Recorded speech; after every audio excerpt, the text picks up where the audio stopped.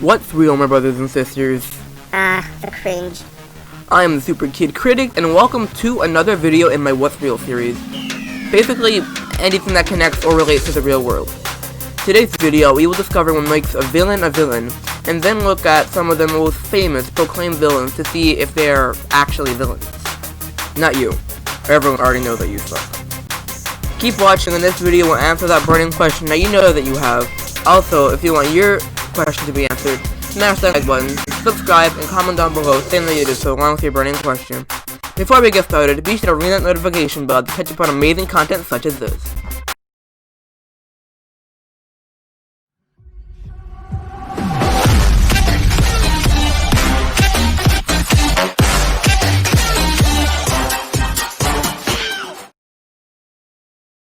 So, first, we should talk about the motivations of the villains.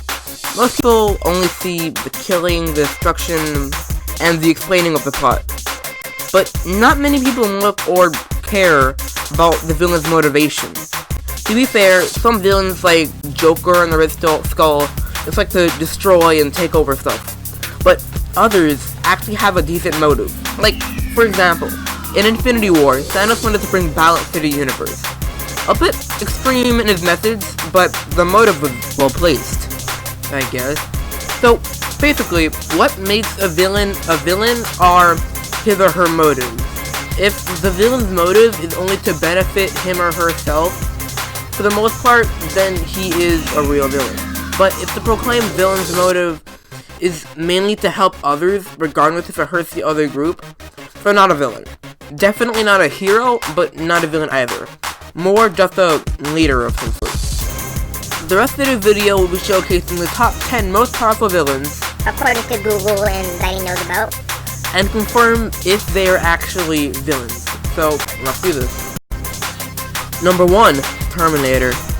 Take into account that this is the one that inspired memes, not the one that gets ripped off by Demolition Man. The point of this character is to kill the mother of John Connor, being Sarah Connor, to stop her from conceiving John. But the reason that he was sent to do this was to win the human versus robot war. Now, you may expect me to say that Terminator is not a villain because he's fighting for the greater good of robots, but no, he isn't really trying to help the robots gain anything morally correct. He just wants to eliminate the human species and take over the world. So, from this, I will be branding the Terminator as a cold-hearted villain. Number 2, Magneto. The reason that Magneto does what he does is because his people, Being the mutants. are being killed, assaulted, and incarcerated. That means put in jail for all of these that aren't English professors. So all Magneto wants to do is get equality for them. Most of the plans that Magneto have are never to directly attack humans. Sometimes it affects them, like plan with him turning all of them into mutants. But most of the time, his motives are just to protect the mutants. He even ended up creating an entire country in which mutants can hide out with no danger of being harmed. This includes, from time to time, even the X-Men. Oh, that's nice. He has no grudge with them. He only interacts with them when they are fulfilling his plans or when he's playing chess with Charles. Number 3 is Darth Vader. Darth Vader? Does he have a motive? I mean, he runs the Empire. But he doesn't really have a goal, being that he already destroyed the Jedi Order. Wait, why did he do that again? To save his wife, Padme. So again, his motives aren't selfish. Although he did an awful thing to gain power, it wasn't for himself. It was to save his wife. So, does that mean he's not a villain? I mean, he was a main part in assassinating over 10,000 Jedi. It's not just the men, but the women. And the children, too. I don't know. I have an idea. What? We could ask the fan. Come on, man, really? You know how many views we get nowadays. Even Jewel stopped watching us. Just give it a shot. Alright. If you think that Vader is a villain, comment down below, or not. And also take part in our poll. Remember, Kip, to add a poll in the editing. I got you. Okay, next villain.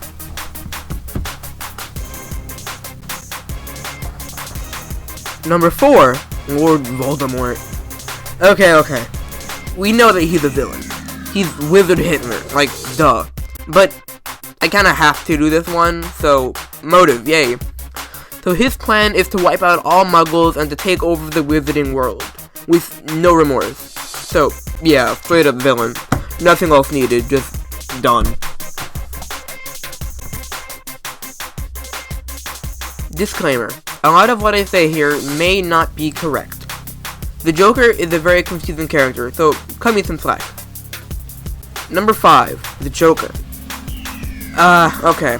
I'm going to take into account that there are many incarnations of the Joker, so I'm gonna use the one with the most character. Mark Hamill. That's live action. From the Joker movie. That actually did stuff. The Dark Knight. Alright, here we go. So, the plan for this Joker is actually mendable than you would think. Most people just see the boom, pop, sound of my heart stopping, and most people don't see the actual story. And I don't blame you. It took a while for me to find the motive in Joker's madness, even after spending years of my life watching it, which, considering that I'm 13, isn't really that much. So basically, his plan is to rule Gotham, but not really. He's not trying to rule Gotham for his own gain. You see, he loves Batman, and never wanted to kill him. He wanted to make him unnecessary. What he ends up doing is setting up a bunch of stuff to make people hate Batman, and trust more into the police. In doing this, crime rate significantly goes down to the point where Bruce can even retire like he does in Dark Knight Rises. Was he the hero of that movie? Yeah, I'd say so. He killed people, but it was for the greater good. So, I never thought I'd be saying this, but the Joker is not a villain. Joker, move over, I'm going to the asylum with you. Number 6, Scar. Be prepared for the villain of this story. Scar was obviously set out to be a villain as soon as he got the name. But Scar's plan is at first to become a king, and in order to do that, he has to kill both Mufasa and Simba. But everybody already knows it comes from that. Now, you Scar defenders may say that he made equality between the lions and the hyenas, but the hyenas are deranged, or act like what Hydra was based on. They are criminals, and their arrival twisted the land, and their need to unnecessarily hunt decimated the population. So, all Scar is a selfish murderer that brought pain to the entire kingdom, deeming him a villain.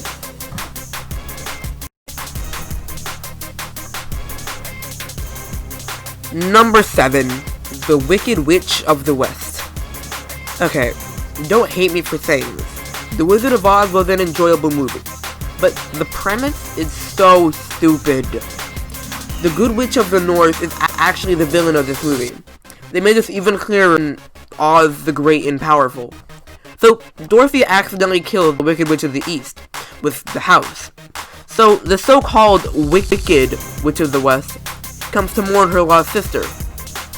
When she sees Dorothy wearing her sister's shoes, she angrily demands them back. As she should. It's the last thing she ever has or will have of her sister. But from the influence of the Wicked Witch of the North, Dorothy straight up steals the shoes from her. The Witch of the West tries to get the shoes back. But she does it in awful ways. Oh no, throwing apples at her, so painful. But making you fall asleep, traumatizing. But after all these awful acts, the Wicked Witch of the North tells Dorothy to kill the witch, and talk about awful ways. What do you mean? She slowly melts to death. So, the Wicked Witch of the West isn't the villain of this story, she is the victim.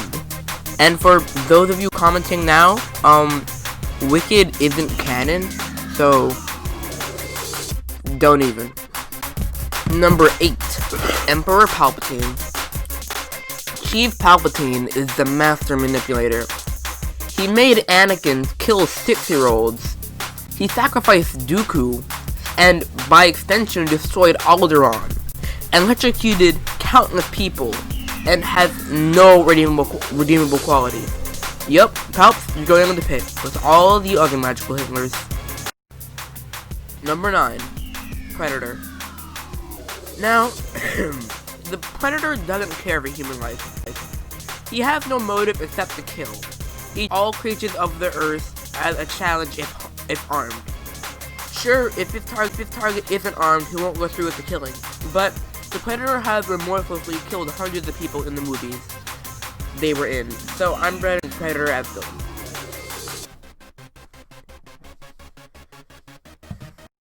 Number 10, final one, Loki. Loki's character has changed a lot throughout the MCU, so I will focus on his first appearance in Thor 2011. Now, Loki is a damaged person. He was always jealous of his brother Thor, who always got what he wanted, being heir to the throne. When he realized that he was adopted, kidnapped, so from then on, he felt even more determined to prove himself to Odin and claim the throne. This wasn't included in my recap because I feel like it would have taken another 5 hours out of my life, so let's do it now. Loki's plan is to prove himself to his father, and he does this by bringing ice giants into Asgard when no one is watching. What he tries to do next is single-handedly and publicly kill the ice giant leader Loki. Unfortunately for him, Thor exposed his plan, causing him to commit a failed suicide? Kevin Feige, I have some questions for you. Have you been diagnosed with any behavior issues? I thought so.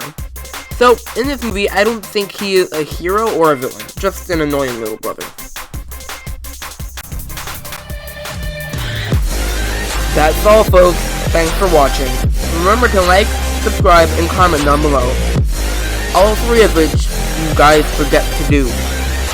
Yeah, so I would really appreciate that. Okay, bye!